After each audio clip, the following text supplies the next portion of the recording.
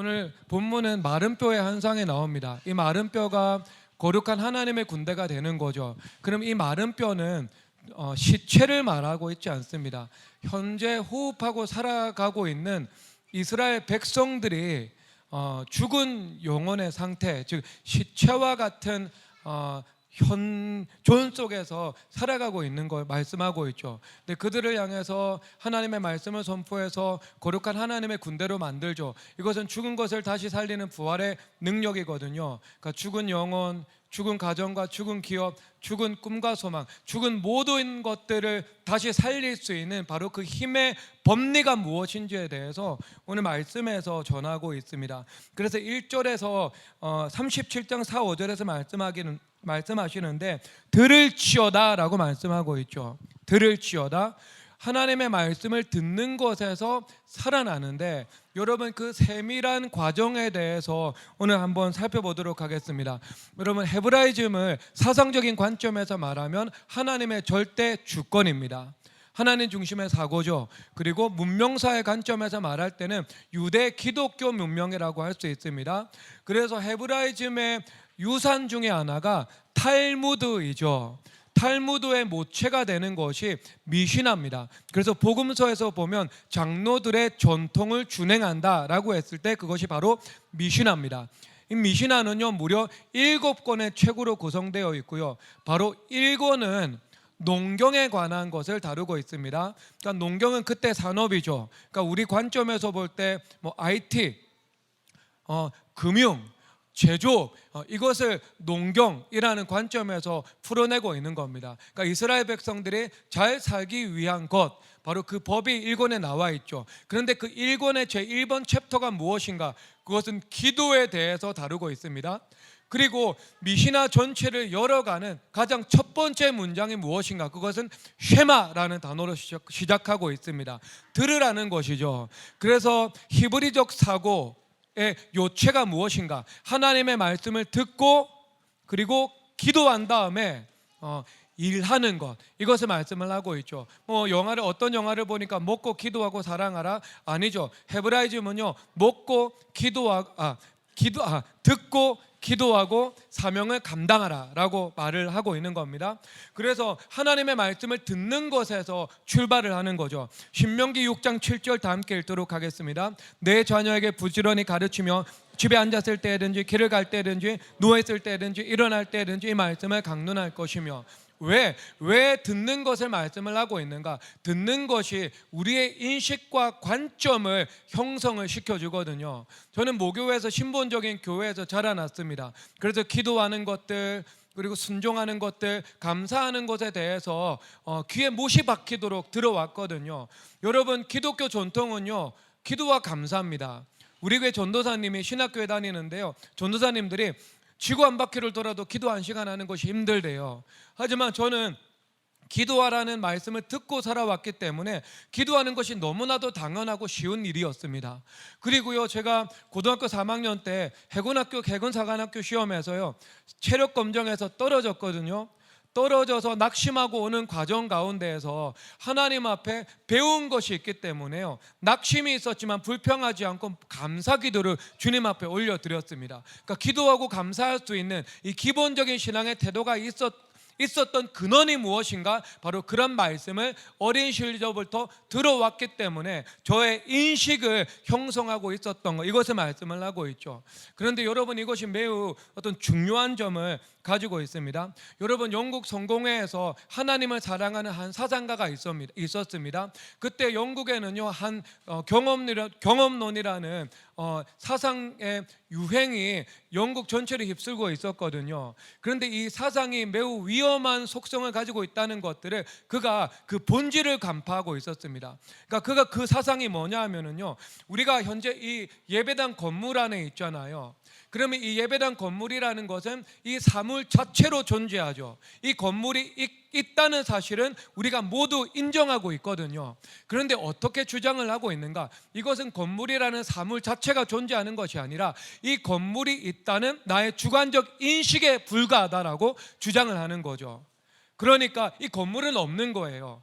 이 건물을 바라보는 내 주관적 인식만 있는 겁니다. 자, 그러면 이것이 왜 위험해지는가? 왜 위험해지는가? 객관적이고 정직한 진리와 사물 자체는 인정하지 않는 거죠. 우리의 주관적인 인식만 인정을 하게 되는 거죠. 그래서 여러분, 이 기반에다가요, 또 누군가 사상의 블록을 쌓아 나가는데 어떤 사상인가? 동성애 사상입니다. 왜? 객관적이고 정직한 사물 자체, 진리 자체가 없는 거죠. 우리의 주관적 인식밖에 없는 거죠. 그러니까 어떤 주장이 나와요? 동성애는 선하다, 소아성애는 옳다. 왜? 내가 그렇다고 생각하기 때문이다 라는 주장으로 쌓여서 나가게 되는 겁니다. 그래서 이 주장의 위험성을 너무나도 잘 알았기 때문에요, 그가 경험론이라는 방법을 통해서 그 경험론 자체를 무너뜨리고자 하게 되는 겁니다. 그래서 무엇이라고 주장을 하게 되는가? 하지만 우리는 사라지고 우리는 죽을 수 있지만 여전히 이 건물이 존재하고 있다는 사실은 주지의 사실이잖아요. 그래서 어떻게 이야기를 하고 있는가? 하나님의 인식 가운데 이 건물이라는 진리와 사실 자체가 존재하고 있다, 이렇게 주장을 하고 있는 거예요. 자, 이것이 무엇인 줄 알겠죠? 하나님의 인식 안에서 사물의 사실과 진리와 사물 자체가 존재하고 있다는 것들을 말씀을 하고 있는 겁니다. 자, 그러면 하나님의 인식, 하나님의 진리와 사실과 사물의 본질을 깨뜨려 보는 것들의 그 인식과 나의 인식은 서로 괴리가 될 수 있다는 거죠. 그렇게 될 때 내가 사물을 보는 인식은 바로 보지 못하고 왜곡될 수 있는 것을 말씀을 하고 있는 겁니다. 자, 예를 들어서 설명을 하도록 하겠습니다. 우리가 미래교회가 새로운 장소를 구할 때요, 위워크라는 건물이 나왔습니다. 근데 위워크라는 건물은요, 단독으로 쓸 수 있는 한 3층에서 4층 되는 건물이고요, 빨간 벽돌로 이루어져 있습니다. 그리고 제가 그 건물을 한번 보고 와가지고요, 이 교육자들이나 장로님들에게 제가 말했습니다. 절대 여기 자매들 데리고 오지 말라고. 왜? 자매들 한번 그 건물 가면은요, 이 건물 들어가요 이럴 것 같아가지고. 좋았어요, 좋았어. 그런데요, 그 건물 들어가야 된다는 믿음이 오지 않아요, 믿음이. 그리고 시간이 지난 이후에 우리 주창현 형제한테요, 그 건물주 한번 파악해 보라고 제가 문자를 보냈습니다. 근데 그 건물주가요, 자본 잠식 상태인 거예요. 자본 잠식 상태는요, 어떻게 하겠어요? 이 부동산을 팔아가지고 유동자산 확보하려고 하겠죠. 건물 팔죠, 새로운 건물주 들어오죠. 우리는요, 들어오자마자 나가야 되는 거 아니겠어요, 여러분? 그러니까 하나님의 인식이 사물의 진리와 사실과 그리고 그 사물의 본질에 대해서 우리보다 훨씬 더 정확하게 인식하고 있다는 겁니다. 그러니까 나의 인식과 하나님의 인식이 일치가 되지 않으면 여러분, 투자는요, 실패할 수밖에 없습니다. 그렇죠? 여러분, 투자하는 사람은요, 독수리의 눈을 구해야 돼요. 하나님의 인식과 나의 인식이 서로 괴리되지 않고 하나가 되게 해달라고 우리가 기도를 해야 됩니다. 그래서 객관적이고 정확한 사실 자체는요, 우리의 인식 안에 있다는 거예요. 하나님의 인식 가운데 있다는 거예요. 하나님의 인식 가운데 있다, 이것을 말씀을 하고 있는 겁니다. 그렇죠? 여러분, 그러면 우리가 무엇을 회개해야 되냐 하면 왜곡이라는 거 회개해야 됩니다. 여러분, 사도행전 22장 15절 다 함께 보도록 하겠습니다. 사도행전 22장 15절입니다. 읽겠습니다. 내가 그를 위하여 모든 사람 앞에서 내가 보고 들은 것의 증인이 되리라. 사도 바울이 하나님을 대적하는 사람이었는데 그 다메섹의 대회심, 코페르니쿠스적 그 전회 이후에요, 어떻게 사람이 바뀌어 복음을 전파하죠. 그래서 내가 보고 들은 것을 전하한다. 그러면 보는 것이 왜곡되고 듣는 것이 왜곡되고 말하는 것이 왜곡되면, 즉 인식 과정 자체에 오류가 발생을 하면은요, 어떻게 되겠어요? 중재자의 책임을 잘 감당하지 못하게 되는 거예요. 그래서 10명의 정탐꾼이요, 하나님과 백성 사이에서, 모세와 백성 사이에서 중재자가 되어야 마땅한데 정보를 왜곡해서 전달을 하게 되죠. 그래서 백성 전체가 멸망하는 길로 걸어가게 되는 것입니다. 여러분, 왜곡이 해결돼야 돼요. 왜곡이 해결돼야 돼요, 여러분. 그러니까 여러분, 지난주에 우리 교회 한 자매가 왔어요. 15년 만에 온 자매거든요. 예전에 알던 자매인데, 근데 이 자매가요, 15년 만에 교회 오면 어때요, 여러분? 좋은 일이 있어서 목사님, 사모님에게 알려주려고 올까요? 아니면 이유가 있어서 올까요? 대부분 이유가 있어서 오는 거예요. 그런데 이제 우리 그 사모하고 이야기를 하면서요, 나를 언제 알게 됐지, 이렇게 우리가 서로 언제 친해지게 되었지, 이렇게 이야기를 하는데, 그럼 그때 연도를 이야기를 하던가 대만 선교 같이 갔을 때 이렇게 이야기를 하던가 하면 되는데, 어떻게 하냐면요, 목사님이 언니 쫓아다닐 때부터 알고 있었다고. 왜 그런 식으로 말을 해? 그런 식으로. 근데 여러분, 제가 저한테 불리한 증언을 하는 증인이 한 명 늘어나게 생겼어요. 뭐 김성희 자매도 백민혜도 저 편이 아니거든요. 그러니까 제가 왜곡이 된 거예요. 그렇죠. 사물 자체가 있는데요, 진리가 있어요. 그것을 보는 눈이 제가 왜곡이 되어 있는 겁니다. 왜곡이 되어 있는 거. 그러니까 왜곡이 되면은요, 보는 것, 듣는 것, 전달하는 것, 그 전체 과정 가운데 바이러스를 심어 놓을 수밖에 없게 되는 거죠. 그래서 우리가 하나님 앞에 정직한 인식을 구해야 되는데, 시편 51편 10절에서 이렇게 말씀하십니다. 읽겠습니다. 하나님이여, 내 속에 정한 마음을 창조하시고 내 안에 정직한 영을 새롭게 하소서. 아멘. 정직한 영을 새롭게 하소서. 정직한 영을 구해야 돼요. 정직하게 보고 정직하게 듣고 정직하게 소통할 수 있는 사람. 우리는 성령 하나님과 교통하고 사람과 소통할 수 있는 커뮤니언의 존재로 우리가 부르심을 받았잖아요. 의의 교제라는 것이요. 수평적 수직적으로. 그러니까 우리가 이 왜곡이라는 것이 온전히 해결되지 않으면은요, 수직적 관계에서 수평적 관계에서 소통 장애가 일어날 수밖에 없는 겁니다. 그래서 하나님께서 반드시 중추신경의 왜곡을 치유하시고 하나님께서 포스트에 세우십니다. 아시겠습니까? 진리의 일꾼으로, 진리의 증인으로 여러분들을 세우신다, 이것을 말씀을 하고 있는 거예요.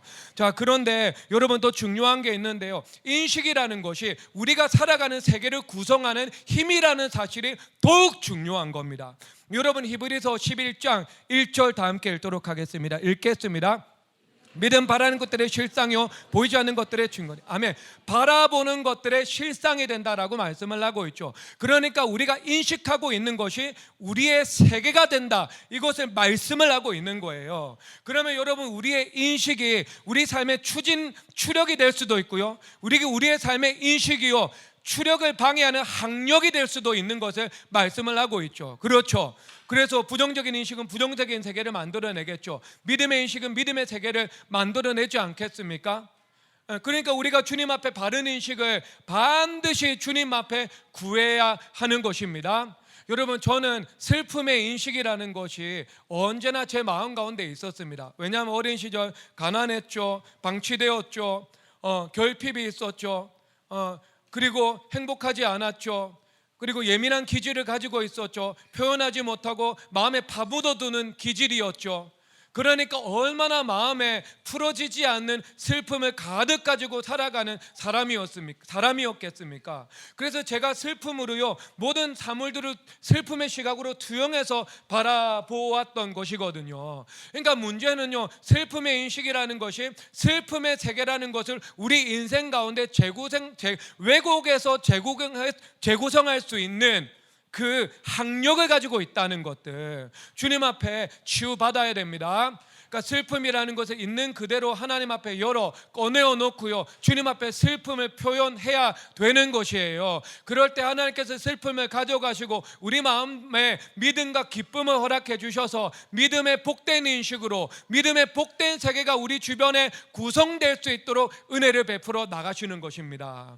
하나님, 이것이 하나님께서 원하시는 거죠. 그래서 여러분, 요한복음 13장 17절 다 함께 읽도록 하겠습니다. 읽겠습니다. 너희가 이것을 알고 행하면 복이 있으리라. 아멘. 이 배경은요, 예수님께서 제자들의 발을 씻으시는 장면이었습니다. 발을 씻기는 것은 노예들이 하는 노동이었잖아요. 그러면 노예들이 자신의 노동을 하면서 이것은 착취다 혹은 신세 한탄하고 불만을 토하면서 그것을 행할 수 있게 되는 거죠. 그런데 그런 행동은 모든 것을 보시는 하나님 앞에서 복이 되지 않는다라고 말씀을 하고 있는 겁니다. 그래서 발을 씻기는 것이 노예의 행동이지만, 우리가 이것이 하나님의 말씀을 믿는 분명한 믿음의 인식으로 행할 때, 하나님께서 발을 씻으라고 명령하셨고 모든 일을 죽게 하듯 하라고 명령하셨기 때문에 그 분명한 믿음의 인식을 가지고 행할 때 그것은 복이 된다라고 말씀을 하고 있는 거죠.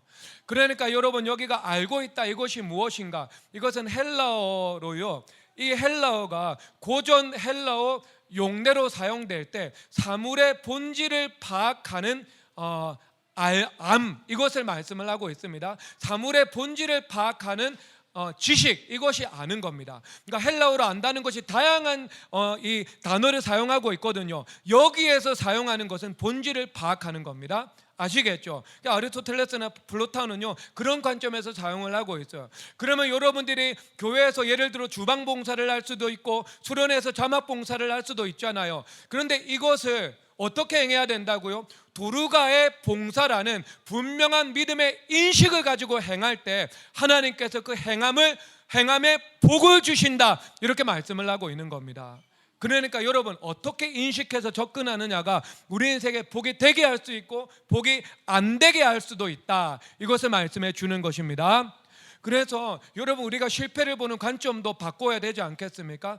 그 에디슨이라는 사람이 텅스텐 필라멘트에 불을 켜기 위해 가지고요 수천 번 실험하거든요. 그러니까 수천 번 사람들이 실패했다고 이야기를 했습니다. 그런데 그는 다른 관점에서 이야기를 했어요. 수천 번 실패한 것이 아니라 불을 켤 수 없는 수천 번의 방법을 내가 발견해낸 것이다 라고 말을 했던 거죠.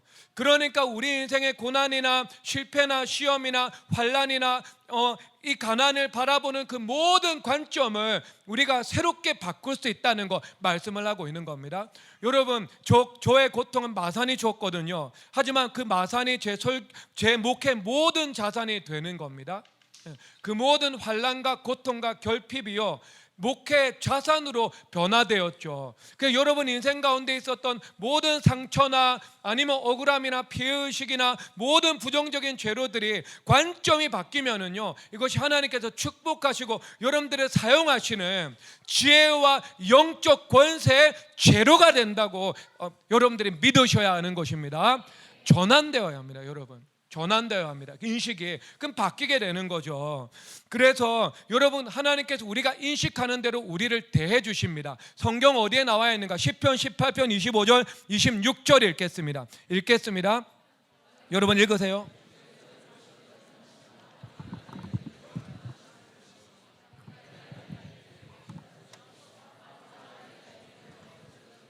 여러분, 인식 과정이라는 믿음과 행위에 이르는 전체 과정을 말하고 있잖아요. 그렇죠. 그렇다면 우리가 인식하고 의식하면서 살아가는 것, 이것이 우리의 존재를 의미하고 있거든요. 그래서 우리가 자비로운 자면 주님 자비를 나타내시고 거역하는 자면 하나님께서 거스름을 나타내신다, 이렇게 말씀을 하고 있죠. 그러니까 하나님과 우리와의 관계는요 지극히도 인격적인 관계를 가지고 있는 거죠.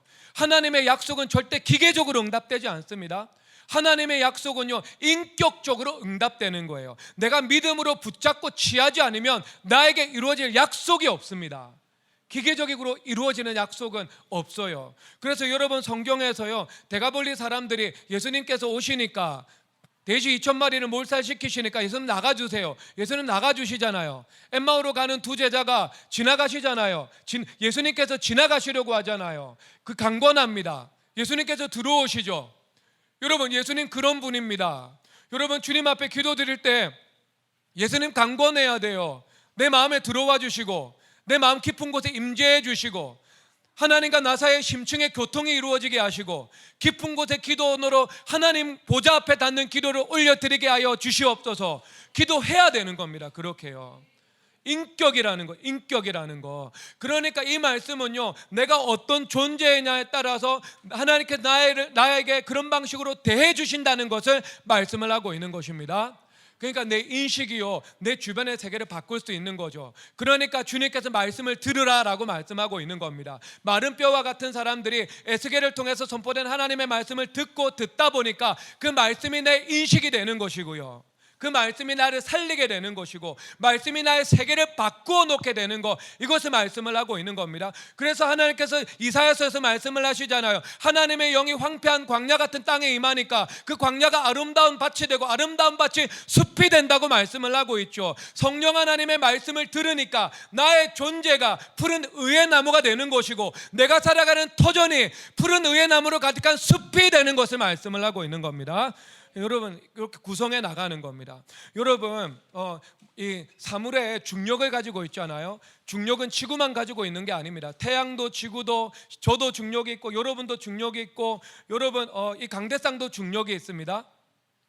이 중력이라는 것은요 끄는 사물을 끌어당기는 힘을 의미하고 있어요. 그런데 여러분들이 조의 중력이나 아니면 강대상의 중력을 느끼지 못하죠. 질량이 작기 때문에. 그래서 중력이라는 것은 질량의 크기에 비례합니다. 지구의 중력보다 태양의 중력이 커요. 태양의 중력에 의해서 지구가 공전을 하고 있는 것이잖아요. 그렇죠. 여러분, 그 중력이라는 것이 존재하고 있어요. 자, 기억하시기 바랍니다. 그런데 여러분, 하나님의 영광이라는 것이 히브리어로 가보드라는 말이거든요. 히브리어로 가보드라는 말은 무겁다라는 말입니다. 질량이 크다라는 말이죠. 그렇죠. 여러분, 이것을 유비적으로 대칭적으로 받아들이지 말고 유비적으로 받아들일 수 있게 되는 거죠. 하나님의 영광이 마치 중력과 같아서, 하나님의 영광이 무게가 있어서 어때요? 사물을 끌어당기는 힘이 있다 없다? 있다는 거죠. 성경 어디 나옵니까? 이사야서 60장에 나오잖아요. 이사야 60장 보도록 하겠습니다. 보라, 어둠이 땅을 덮일 것이며 캄캄함이 만민을 가리려니와 오직 여호와께서 내 위에 임하실 것이며 그 영광이 내 위에 나타나리리. 3절, 나라들은 내 빛으로, 왕들은 비추는 내 광명으로 나오리라. 5절, 그때 내가 보고 기쁜 빛을 내며 내 마음이 놀라고 또 화창하리니 이는 바다의 보가 내게로 돌아오며 이방 나라들의 죄물이 내게로 옴이라. 아멘. 하나님의 영광이 가득한 거예요, 성전에. 그러니까 마치 중력이 끌어당기는 힘이 있는 것처럼 나라들과 왕들을 끌어당긴다, 사람들을 끌어당긴다, 그리고 이방 나라들의 재물을 끌어당긴다라고 말씀을 하고 있는 것입니다. 여러분, 이 영광이에요. 오늘 오전 집회 때 말했죠. 우리가 성문을 닫아놓지 않은 안식하는 상태가 있을 때 그 안식에서 인권과 물건이 나온다고 했죠. 그러면 오늘 저녁 집회는요, 하나님의 영광이 우리 안에 가득할 때, 성전된 우리 안에 가득할 때 여기에서 인권과 물건이 나온다라고 말씀을 하고 있는 겁니다. 그렇죠. 왜? 중력이 끌어당기는 힘이 있는 것처럼. 그렇죠. 하나님의 영광, 무겁다라고 일컬어지는 하나님의 영광도 마치 중력처럼 힘이 있어서 유비적으로 만물들과 만민들을 끌어당긴다, 이것을 말씀을 하고 있는 것입니다. 여러분, 그렇다면 여러분, 그 영광이 어느 정도여야 하는가? 캄캄함이 만민을 가린다, 이렇게 말씀을 하고 있습니다. 여러분, 우리 찬양 있잖아요. 세상은 들리고 사람들 주를 떠나도 나는 주를 섬기리. 여러분, 이 세상 모든 사람들이 주를 떠나도요, 나는 주님을 섬길 수 있는 것, 이것이 흑암이 만민을 가리는데 하나님의 영광이 내 안에 충만한 겁니다. 그렇죠. 성경에서 예배자 찬양이죠. 아무도 예배하지 않는 그곳에서 주를 예배하리라. 아무도 예배하지 않는 곳에서 나 혼자서라도 예배 드릴 수 있는 것, 그것이 하나님의 영광으로 가득한 거예요. 모든 사람이 죄를 선택해도 나는 죄를 버리고 예수님을 따를 수 있는 것, 그것이 하나님의 영광입니다. 모든 사람들이 율법주의자로 살아도 나는 말씀을 믿는 믿음으로 은혜로 살아갈 수 있는 것, 이것이 하나님의 영광으로 가득한 거예요. 이 영광, 그래서 이 영광이라는 것이 있을 때 어떻게 해요? 하나님 앞에 영광 올려드리고자 하는 사물과 사람과 만물과 죄물로 내 주변의 세계가 둘러싸이게 된다, 이렇게 이것을 말씀을 하고 있는 거죠. 그렇죠. 인식이 세계를 만드네요. 인식이 세계를 만드네요. 부정적인 인식이 부정적인 세계를 만들고, 슬픔의 인식이 슬픔의 세계를 만들고, 불신의 인식이 불신의 세계를 만들죠. 믿음의 인식이 믿음의 세계를 만들죠. 거룩한 인식이 거룩한 세계를 만들죠. 영광의 인식이 영광의 세계를 만들어내잖아요. 그러니까 여러분, 이게 말씀을 들을 때 그것이 나의 인식을 바꿔놓는 거예요. 인식, 말씀이 나의 세포 하나하나에 순환하고, 의식에 순환하고, 의식의 깊은 곳 무의식까지 순환하고, 나의 과거의 역사까지 순환하고, 하나님의 말씀이 나의 영혼과 육체까지 순환해가지고요, 나를 뒤집어 버리는 거예요. 말씀과 성령으로 뒤집어지게 되는 거예요. 지식에까지 새롭게 함을 입게 되는 거예요. 옛사람을 벗어버리게 되고 새 사람을 입게 되는 것입니다. 여러분, 이것이 여러분 그 하나님의 말씀으로 새로워질 때 하나님의 영광이 함께 임하여 나를 충만하게 만드는 것, 이것을 말씀하고 있는 겁니다. 여러분, 잠언 17장 4절 다 함께 읽도록 하겠습니다. 읽겠습니다. 시작. 악을 행하는 자는 사악한 입술이 하는 말을 잘 듣고 거짓말을 하는 자는 악한 여가 하는 말에 귀를 기울이니라. 아멘. 여러분 똑같죠. 흑암도 그렇다면 흑암을 이끌어들이는 힘이 있죠. 오늘 말씀이 있잖아요. 사악한 입술, 악을 행하는 자. 사악한 입술을 가지고 있으면 악을 행하는 사람들이 주변에 들끓게 된다, 이렇게 말씀을 하고 있네요. 흑암도 흑암을 끌어당기는 힘이 있죠. 내가 흑암의 사람이라면 내 주변의 세계는요, 당연히 흑암으로 구축되지 않겠습니까? 그러니까 여러분, 수련회는요, 내 안에 있는 흑암이라는 학력을 드라이브 아웃하는 시간입니다. 구축하고요, 영광이라는 추진력, 추력을요, 내 삶 가운데 구축하는 시간입니다. 구축하는 시간, 하나님의 은혜가 임하기를 바랍니다. 골로새서 3장 10절 다 함께 읽도록 하겠습니다. 읽겠습니다. 시작. 새 사람을 입었으니 이는, 골로새서 3장 10절 읽겠습니다. 새 사람을 입었으니 이는 자기를 창조하신 이의 형상을 따라 지식에까지 새롭게 하심을 입은 자니라. 아멘. 그러니까 지식에까지 새롭게 하심을 입은 자니라. 여러분들의 의식구조 전체가 하나님의 말씀으로 뒤집어진 것, 성령 하나님으로 치유를 받은 것, 새로워진 인식으로 살아갈 수 있는 것, 이것을 말씀을 하고 있습니다. 여러분, 하나님의 말씀으로 여러분들의 모든 의식구조와 중추신경의 사조와 여러분들의 영혼의 전 존재가 바뀌기를 주 예수 그리스도의 이름으로 축복합니다. 그러면 여러분, 말씀의 순환을 방해하는 요소가 무엇이 있는가? 여러분, 뭐 몇 가지가 있겠죠. 대표적으로 피해의식 같은 것이지 않겠습니까? 그러면 내 주변의 세계가 나에게 은혜를 베푸는 사람이 아니고요, 내가 피해를 입고 있다는 생각 때문에 피해를 입히는 사람들로 가득 채워지는 역사가 나타나지 않겠습니까? 내가 그렇게 바라보기도 하는 것이고요.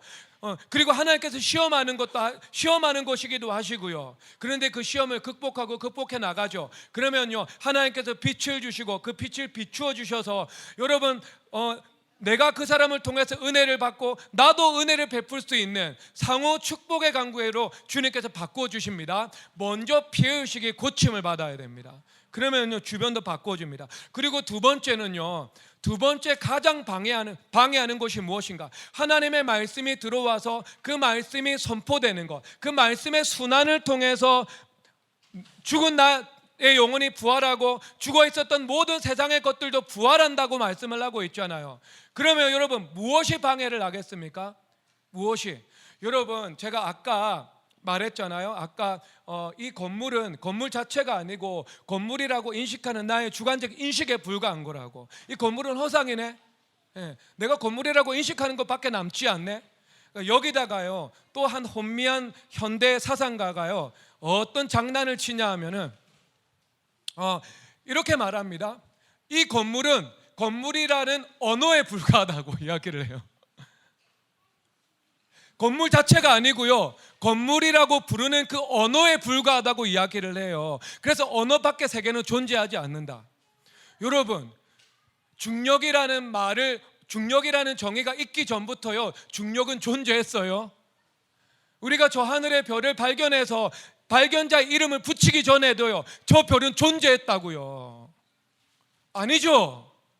아니죠. 그런데 여러분, 이 모든 존재하는 세계가 언어의 구조물이다라고 말할 수 있는 것은요, 누구밖에 없어요? 하나님의 말씀밖에 없습니다. 그래서 하나님께서 빛이 있으라 하심에 빛이 있었고, 여러분, 하나님의 말씀으로 지어진 언어의 구조물이 온 세계라는 것을 우리가 바라볼 수 있어야 되겠죠. 하나님 말씀으로 수학도 만드시고, 말씀으로 주님께서 물리학도 만드시고, 말씀으로 미국도 만드시고, 말씀으로 금융 시스템도 주님께서 다 만드신 거죠. 존재하는 모든 것은요, 하나님 말씀의 구조물입니다.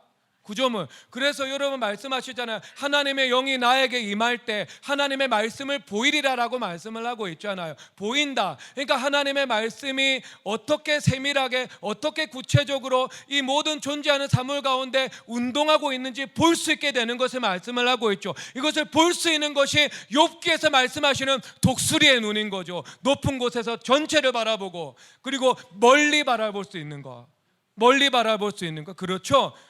그렇죠. 여러분, 이것이 하나님의 말씀과 성령의 눈인 것입니다. 그러면 여러분, 말씀의 구조물이라면 이 존재하는 세계가, 우리가 하나님의 형상으로 지음을 받았죠. 그러면 우리에게도 말의 권세가 있죠. 그러면 우리도 말의 권세로 죽이기도 하고 살리기도 한다고 말씀을 하고 있죠. 그러면 우리의 말을 통해서 생명의 구조물도 만들 수 있고, 죽임, 즉 사망의 구조물도 만들어낼 수 있다는 것을 말하고 있는 것입니다.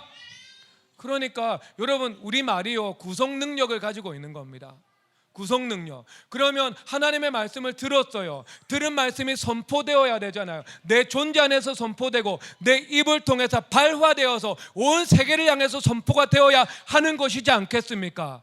그런데 말씀과 찬송을 선포해야 되는 입술에서 저주가 나오고 쓴물이 나온다면 내 인생이 어떻게 되겠습니까, 여러분? 내 인생이 그 부정적, 비판적, 염세적, 비관적, 부정적, 불평과 원망의 말로 내뱉어진다면 그런 것들로 내 인생이 재구성될 수밖에 없다, 이것을 말씀을 하고 있는 겁니다. 여러분, 그러니까 이게 말씀의 순환을 방해하는 것입니다. 방해하는 것. 그러니까 방해하는 것은요, 제가 뭐 여러 가지가 있겠지만 피해의식, 그리고 오늘 말씀에서는 그 말로 만든 언어의 구조물, 그리고 세 번째는요 슬픔. 이 세 가지 관점에서 이것은 세부적으로 살펴본 것이죠. 주님 앞에서요 내가 그 죽음의 입술도 주님 앞에 회개를 해야 되는 거죠. 그것이 내 인생의 죽음을 끌어당기게 되는 것이니까. 자, 그래서 우리가 이사야서 50장 4절 다 함께 읽도록 하겠습니다. 이사야서 50장 4절 다 함께 읽겠습니다.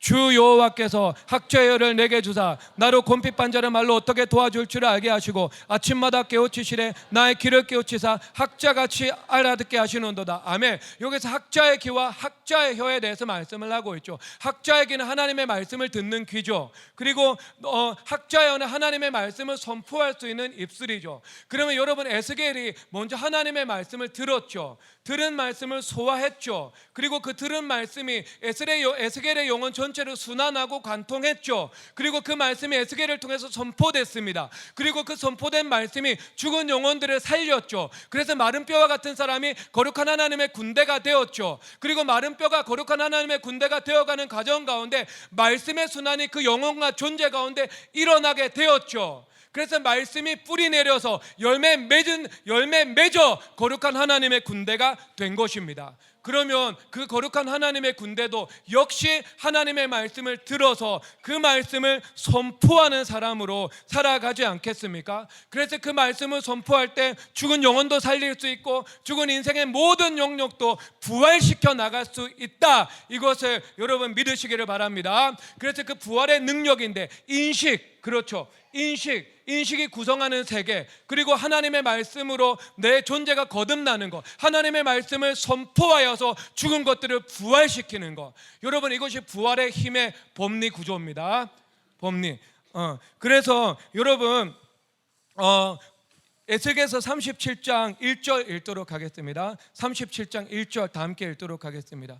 시작. 여호와께서 권능으로 내게 임재하시고 그의 영으로 나를 데리고 가서 골짜기 가운데 두셨는데 거기 뼈가 가득하더라. 아멘. 여러분, 하나님께서 특별히 여호와께서 권능으로 임재하신다라는 성경의 구절은요 많이 없습니다. 여호와께서 그냥 임하신다, 여호와의 영이 힘있게 내리신다, 뭐 이렇게 표현을 하고 있는데 여기는 구체적으로 여호와께서 권능으로 내게 임하셨다라고 말씀을 하고 있는 거야. 여러분, 이게 뭐냐 하면은요 그냥 이스라엘 백성들을 향해 너희들이 멸망할 것이다, 아니면 바벨론과 페르시아를 향해서 너희들이 멸망할 것이다, 너희들이 70년 이후에 포로가 귀환될 것이다 하는 것은요 그냥 하나님의 영으로 선포하면 되는 거예요. 그런데 이것은 마른 뼈를 하나님의 군대로 만드는 거잖아요. 죽은 것을 다시 살려내는 거잖아요. 여기에는 엄청난 믿음과 권능이 필요하다는 것을 알리기 위해서 하나님께서 이렇게 기록하신 겁니다. 여러분, 그 벡터라는 것이 있거든요. 이 벡터는요 힘의 크기이면서 힘의 방향, 이렇게 이야기를 하고 있습니다. 힘의 크기와 방향이 있는 거죠. 여러분, 비행기가 이륙하기 위해서는요 적어도 4가지 방면의 힘의 크기와 방향이 필요하잖아요. 그렇죠. 위에서 아래로 내리끄는 힘, 중력이죠. 땅의 중력의 힘이죠. 그러니까 땅의 힘이죠. 땅의 힘이죠. 그리고 양력, 위로 날아오르게 하는 힘이죠. 비행기가 뜨게 하는 힘입니다. 그리고 추력, 밀어주는 힘이죠. 그리고 항력, 밀어주는 힘 반대편에서 저항하는 힘이잖아요. 그러면 이 4가지 힘이 상호작용하고 있는 겁니다. 그래서 추력과 양력이 중력과 항력을 압도적으로 능가할 때 비행기가 이륙을 할 수 있게 되는 거죠.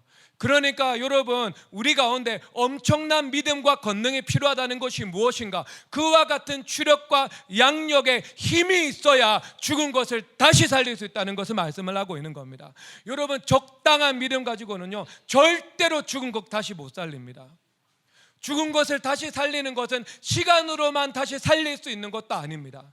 죽은 것을 다시 살리기 위해서는요, 엄청난 믿음이 필요한 거예요. 그래서 여호와께서 권능으로 내게 임재하시고 라고 말씀하고 있습니다.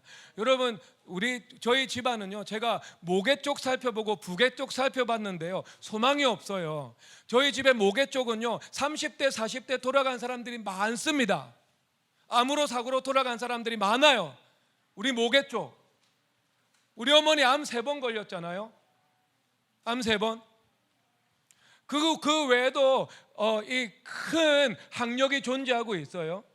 그리고 우리 부계 쪽은요, 더 심각합니다. 부계 쪽은요, 극빈층이에요. 지금도 극빈자로 살아가고 있습니다.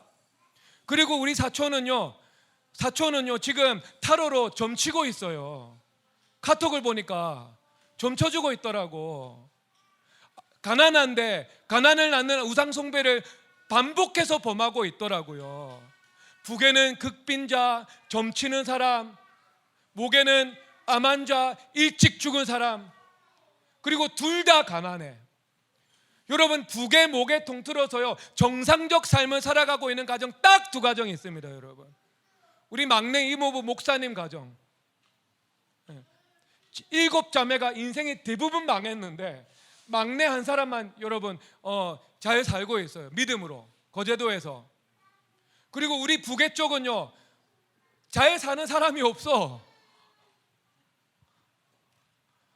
그런데 여러분, 엄청난 부계의 학력과 목의 학력이 있거든요. 중력이 있거든요. 여러분, 그것을 극복할 수 있는 것이 무엇이에요?